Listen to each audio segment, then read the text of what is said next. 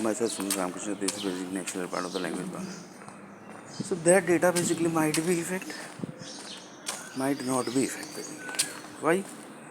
The Bengaluru group basically, people basically not help. One person basically is not getting job in any of the city. That means the contribution basically not getting job.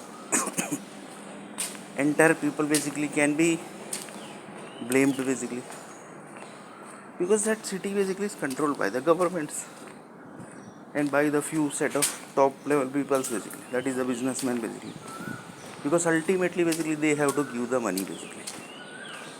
For example, I visited Mumbai city. That time basically BJP government was ruling. They have not given the job. Same way basically when Bangalore basically I was visited, that time Congress was ruling. They have also not given the job. So BJP and government and Congress government both cheated Sunil Nair in India basically. So that is different thing basically. And this everything basically data is already processed. Because in Bangalore basically when I visited that time when basically it was in 2011 basically. No, 2010 I think. That time basically the Congress was ruling Bangalore.